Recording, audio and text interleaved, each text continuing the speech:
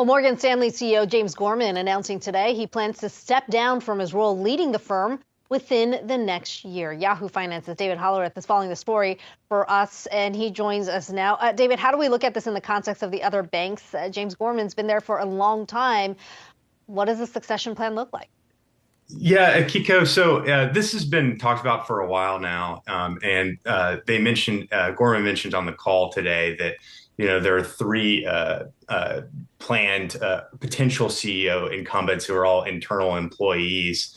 But Gorman, just as far as his legacy goes, he is really known for reshaping Morgan Stanley after the great financial crisis into, a more diversified bank, especially a wealth management powerhouse.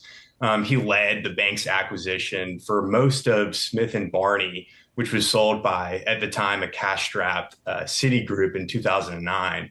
Since then, he's become CEO, and Morgan Stanley shares have gained about 180%, outpaced by the S&P 500, but that's far better than the banking sector's index. So more recently, it's kind of interesting. Morgan Stanley has shown a lot of strength as compared to the regional bank turmoil. They're well insulated from some of that.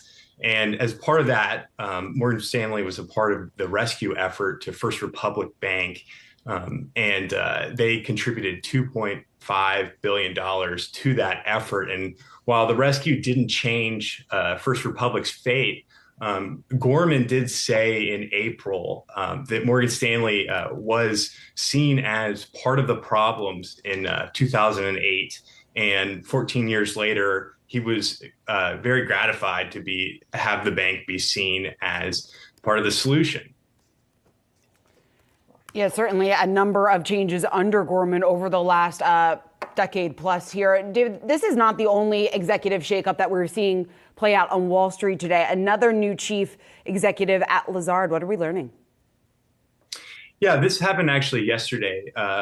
Lazard CEO Ken Jacobs, he's also 64 years old, as Gorman is. And like Gorman, he started in late 2009.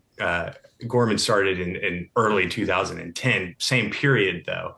And his succession is a little bit more solidified. Peter Orszag is said to become his successor, as Bloomberg has first reported.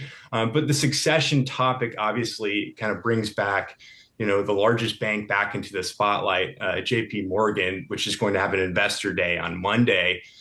Jamie Dimon has reigned as CEO for years of the bank, and he's rebuked sort of discussions of him leaving anytime soon. But that being said, he started in 2005 and he's 67 years old. So investors are going to be keen to hear any more details in terms of what that looks like. That being said, he has agreed to stay on for at least 5 years, which was back in 2021. So he does have a few more years to go, at least by executive compensation. Okay, we'll see if we get any hints during Investor Day next week. David Hollerith, as always, thanks so much for that.